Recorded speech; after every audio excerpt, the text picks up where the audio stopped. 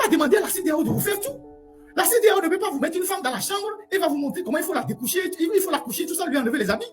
Même s'ils ont donné une décision partielle, c'est un avantage pour la classe politique. Et il faut capitaliser cet avantage-là.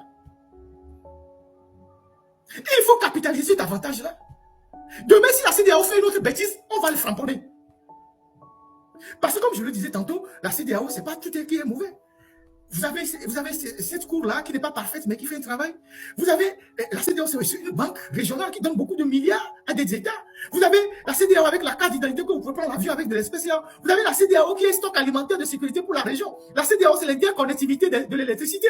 La CEDEAO, c'est les routes interpays. C'est aussi ça la CEDEAO, malheureusement. Mais c'est les chefs d'État qui font des bêtises et qui ternissent l'institution. Donc, moi, je pense que après que ce travail a été fait en toute discrétion par les gens qui ont fait le travail que je viens de vous dire tout à l'heure, la suite, c'est les politiques, les acteurs politiques qui doivent travailler sérieusement. Et ce n'est plus le moment sur les plateformes de dire oui, c'est une distraction, c'est un piège. Qu'est-ce que vous en savez? C'est un travail qui a été fait de haute lutte discrètement. Même pour aboutir à ça, les gens ont fait des démarches parallèles. Vous ne vous posez pas la question, pourquoi l'État togolais n'a pas plaidé? Pourquoi la décision est sortie tardivement? Pourquoi la décision n'a pas été notifiée aux avocats? Normalement, dans la procédure, la CEDEAO devait notifier la décision aux avocats et à l'État togolais, elle n'a pas été faite. Pourquoi ils ont mis la décision sur leur site seulement en version anglaise et portugaise et non française? C'est quand l'information est sortie qu'ils ont mis la version française. Ils ont commencé par dire que celui qui devait traduire en français n'était pas là. Tout ça, c'était les manœuvres pour que l'information ne sorte pas. Maintenant que l'information est sortie, il faut que les gens travaillent. Il faut que les gens travaillent. Ce n'est plus le moment des polémiques, de ça. L'arbitre, on s'en fout. Il nous a donné l'avantage. Quel que soit ce qu'il a fait par le passé contre nous, on le laisse là-bas pour le moment. Quel que soit ce qu'il a fait par le passé, l'arbitre a fait par le passé contre nous, on l'oublie pour le moment. C'est l'avantage qu'il vient de donner là qu'il faut saisir et avancer. Si demain l'arbitre fait encore une bêtise, on va l'exposer. C'est ça la lucidité, l'intelligence dans un combat politique pour avancer. Sinon, le pouvoir va reprendre de la bête, il va manipuler les gens, il va essayer de balancer certains avec des propos, ils vont dire des choses et les gens vont tomber dans ce piège. Ou bien le pouvoir même demain peut utiliser cette décision pour soi-disant organiser, je ne sais pas quoi, quelque chose. Si la classe politique n'est pas vigilante pour être catégorique sur certaines choses, elle va tomber dans le piège du pouvoir. Donc, c'est tous ces aspects-là stratégiques qu'il faut discuter dans les cercles des acteurs politiques et savoir comment déjouer les prochaines pièges du pouvoir après cette décision. C'est tout. Donc, voilà ce que moi je voulais partager avec vous par rapport à cette histoire de la Cour de justice de la CEDEAO. Maître Raphaël, je m'excuse d'avoir mis le doigt dans la plaie. Pas le doigt dans la plaie, mais les points sur les i, comment le travail a été conçu, que ça a été fait et tout, et tout, et tout. Et tout ça, c'était pour clarifier le débat, pour situer les gens, parce qu'il y avait des gens qui étaient perdus. Les gens ne savaient même pas comment ça a été fait et tout ça. Les gens pensaient que, bon, voilà, c'est des... Non, c'est une réflexion qui a été menée, un brainstorming, et des gens depuis ici qui ont dit, on doit faire ça, en appui à ceux qui sont sur le terrain. J'insiste là-dessus, en appui avec ceux qui sont sur le terrain. Et donc, tout a été fait ici et les gens qui sont sur le terrain ont été informés, ont été associés et tout ça, ils ont donné leur tout ça là, et la démarche a suivi. Donc, voilà ce qui a été fait. Et donc, il faut remercier ces avocats-là, Maître Adjari Pandé en premier, Maître Darius Achou, Maître Iou, qui sont les trois qui ont vraiment plaidé, qui ont eu le temps de plaider, les autres étaient un peu en voyage, Maître Alognon, Maître Boris Tremblay. Voilà nos compatriotes qui ont fait ce travail-là.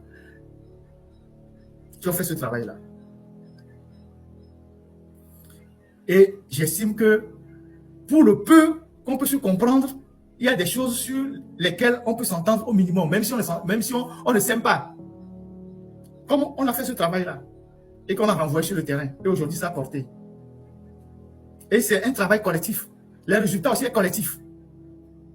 Et donc, il revient à la classe politique, aux acteurs politiques, de nous démontrer qu'ils comprennent la hauteur de cette décision-là et qu'ils vont essayer d'arrondir les angles entre eux et de laisser de côté leurs petits problèmes de personnes et avancer. Si Même si l'approche a été individuelle, ils ont accepté individuellement, aujourd'hui que leur nom se retrouve sur un seul document, il faut qu'ils arrivent à laisser tomber les problèmes et s'entendre pour dérouler un rouleau compresseur contre le régime. Et c'est que par là qu'ils seront crédibles. Il faut qu'ils s'entendent pour agir ensemble avec cette décision. Il ne faut pas que ça aille dans tous les sens. Même s'ils ont des petits problèmes de personnes, il faut les évacuer. Qu'ils s'entendent avec ce document qu'ils ont comme une force et avancer autant dans la diplomatie régionale, dans la diplomatie internationale et rentrer avec ce document un peu partout. Et convaincre les gens que aujourd'hui, l'illégitimité de Faure Gnassingbé que nous clamons de partout, la Cour de la CEDEAO. Aujourd'hui, l'illégitimité de Faure Gnassingbé que nous clamons de partout, la Cour de la CEDEAO même le dit. Ce n'est pas la CEDEAO qui va venir chasser Faure pour nous. Ça, il faut qu'on se le dise. La CEDEAO ne va pas chasser Faure pour nous. Mais le monde, il est fait comme ça. Il y a des problèmes, vous ne pouvez les déférer qu'à l'ONU. Vous les déférez à la CEDEAO. Vous allez les déférer à l'Union africaine. C'est la marche des peuples. Vous ne pouvez pas changer ça. Il y a des problèmes des nations. On ne peut les connaître que dans l'Union européenne, à l'Union africaine, à la CEDEAO, à l'OES, à l'ONU. Vous ne pouvez pas changer le monde. Et ces institutions peuvent être sous influence. L'ONU est sous influence. Je parle des Américains beaucoup plus, des Chinois, des Russes et tout ça. L'Union européenne est sous influence. L'Union africaine aussi est sous influence. Ça, c'est la relation internationale. Maintenant, de tout ça là, quelle est la quintessence que vous tirez pour avancer contre votre adversaire? C'est ce qu'il faut choisir. Les faux débats, vous n'en avez pas besoin. Qui est plus intelligent que qui? Vous n'avez pas besoin. Qui a fait quoi? Qui réclame quoi? On n'a pas besoin. Maintenant, il y a une décision qui est tombée. Le pouvoir est dans difficulté. Et moi, je vous le dis, que le pouvoir est en difficulté. Faure était en colère toute la semaine. Donc, s'ils font semblant de faire croire aux gens que non, mais je vous dis, ils sont en difficulté. Pas plus que ce matin, j'ai reçu encore des retours. Donc, il faut s'organiser pour avancer. Et ça nécessite une réflexion d'ensemble. Il y a plus de savoir dans plusieurs têtes que dans une seule tête. Maintenant, nous qui sommes là, ici, ce que nous pouvons faire, dans la suite de ce qui a été déjà fait, on va le faire. Moi, je parle avec les gens au niveau de la commission de la CEDEAO. Il y a des gens qui ont des amis dans le Parlement de la CEDEAO. Tous ces instruments-là, on va les mettre de côté. On va les mettre ensemble. La Cour de justice de la CEDEAO aurait pu tirer les conséquences de ce qu'elle a décidé. Si la technique peut me montrer la charte africaine de la démocratie, des élections, tout ça de la CEDEAO, je vais vous montrer 2 articles. Que normalement, la Cour de justice de la CEDEAO devait viser contre Faure Gnassingbé. Ils ne l'ont pas fait. On comprend que peut-être que Tchendjivir et Tofounou, ils ne sont pas allés au bout. Mais nous devons compléter le travail. Article 24 et 25. Après avoir visé l'article 23, et normalement, la Cour de justice de la CEDEAO devrait tirer les conséquences en visant l'article 24 et l'article 25. Parce que ce sont ces articles-là qui permettent de suspendre les pays qui font des modifications des constitutions illégalement ou de leur donner des injonctions. Article 24 et 25 de la charte, de cette charte-là, de la CADEC que je vais vous lire. Normalement, c'est ce que les juges devaient faire. Ils ne l'ont pas fait. Bon, on ne va pas leur faire le procès pour ça. Le peu qu'ils nous ont donné, on saisit, on avance.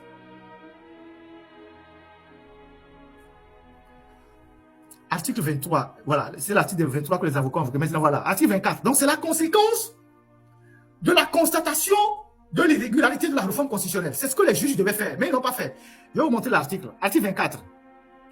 Au cas où, voilà, au cas où il survient dans un État parti une situation susceptible de compromettre l'évolution de son processus politique et institutionnel démocratique ou l'exercice légitime de pouvoir, le Conseil de paix et de sécurité exerce ses responsabilités pour maintenir l'ordre constitutionnel conformément aux dispositions pertinentes du protocole relatif à la création du Conseil de paix et de sécurité de l'Union africaine, ci-après dénommé le protocole.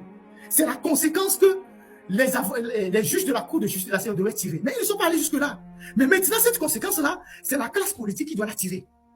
Et peut-être même les juristes qui accompagnent la classe politique. C'est ça la réalité. Et l'article 25 dit ceci. Si le Conseil de paix et de sécurité constate qu'il y a eu changement anticonstitutionnel de gouvernement dans un État parti et que les initiatives diplomatiques ont échoué, il prend la décision de suspendre les droits de participation de l'État partie concerné aux activités de l'Union en vertu des dispositions de l'article 30 de l'acte consultatif et 7 du protocole de la suspension et la suspension prend immédiatement effet. Aujourd'hui, l'illégitimité de Faure Gnassingbé que nous clamons de partout, la Cour de la CEDEAO même le dit. Ce n'est pas la CEDEAO qui va venir chasser Faure pour nous. Ça, il faut qu'on se le dise. La CEDEAO ne va pas chasser Faure pour nous. Mais le monde, il est fait comme ça. Il y a des problèmes, vous ne pouvez les déférer qu'à l'ONU. Vous les déférez à la CEDEAO. Vous allez les déférer à l'Union africaine. C'est la marche des peuples. Vous ne pouvez pas changer ça. Il y a des problèmes des nations. On ne peut les connaître que dans l'Union européenne, à l'Union africaine, à la CEDEAO, à l'OES, à l'ONU. Vous ne pouvez pas changer le monde.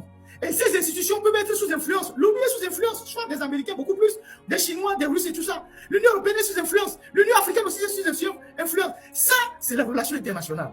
Maintenant, de tout ça là, quelle est la quintessence que vous tirez pour avancer contre votre adversaire? C'est ce qu'il faut choisir. Les faux débats, vous n'en avez pas besoin. Qui est plus intelligent que qui? Vous n'avez pas besoin. Qui a fait quoi? Qui réclame quoi? On n'a pas besoin. Maintenant, il y a une décision qui est tombée. Le pouvoir est dans difficulté. Et moi, je vous le dis, que le pouvoir est en difficulté. Faure était en colère toute la semaine. Donc, s'ils font semblant de faire croire aux gens que non, mais je vous dis, ils sont en difficulté. Pas plus que ce matin, j'ai reçu encore des retours. Donc, il faut s'organiser pour avancer. Et ça nécessite une réflexion d'ensemble. Il y a plus de savoir dans plusieurs têtes que dans une seule tête. Maintenant, nous qui sommes là, ici, ce que nous pouvons faire, dans la suite de ce qui a été déjà fait, on va le faire. Moi, je parle avec les gens au niveau de la commission de la CEDEAO. Il y a des gens qui ont des amis dans le Parlement de la CEDEAO. Tous ces instruments-là, on va les mettre de côté. On va les mettre ensemble. La Cour de justice de la CEDEAO aurait pu tirer les conséquences de ce qu'elle a décidé. Si la technique peut vous montrer la charte africaine de la démocratie, des élections, tout ça de la CEDEAO, je vais vous montrer 2 articles. Que normalement, la Cour de justice de la CEDEAO devait viser contre Faure Gnassingbé. Ils ne l'ont pas fait. On comprend que peut-être que Tchéndjivi et Tofounou, ils ne sont pas allés au bout. Mais nous devons compléter le travail. Article 24 et 25. Après avoir visé l'article 23, et normalement, la Cour de justice de la CEDEAO devrait tirer les conséquences en visant l'article 24 et l'article 25. Parce que ce sont ces articles-là qui permettent de suspendre les pays qui font des modifications et des constitutions illégalement ou de leur donner des injonctions. Article 24 et 25 de la charte, de cette charte-là, de la CADEC que je vais vous lire. Normalement, c'est ce que les juges devaient faire. Ils n'ont pas fait. Bon, on ne va pas leur faire le procès pour ça. Le peu qu'ils nous ont donné, on saisit, on avance.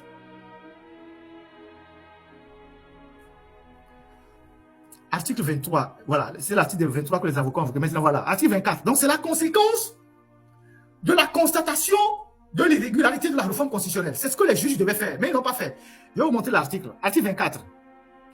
Au cas où, voilà, au cas où il survient dans un État parti une situation susceptible de compromettre l'évolution de son processus politique et institutionnel démocratique ou l'exercice légitime de pouvoir, le Conseil de paix et de sécurité exerce ses responsabilités pour maintenir l'ordre constitutionnel conformément aux dispositions pertinentes du protocole relatif à la création du Conseil de paix et de sécurité de l'Union africaine, si après dénommé le protocole. C'est la conséquence que les juges de la Cour de justice de la CEDEAO devaient tirer. Mais ils ne sont pas allés jusque-là. Mais maintenant, cette conséquence-là, c'est la classe politique qui doit la tirer. Et peut-être même les juristes qui accompagnent la classe politique. C'est ça la réalité. Et l'article 25 dit ceci. Si le Conseil de paix et de sécurité constate qu'il y a eu changement anticonstitutionnel de gouvernement dans un État parti et que les initiatives diplomatiques ont échoué, il prend la décision de suspendre les droits de participation de l'État parti concerné aux activités de l'Union en vertu des dispositions de l'article 30 de l'acte consultatif et 7 du protocole de la suspension. Et la suspension prend immédiatement effet.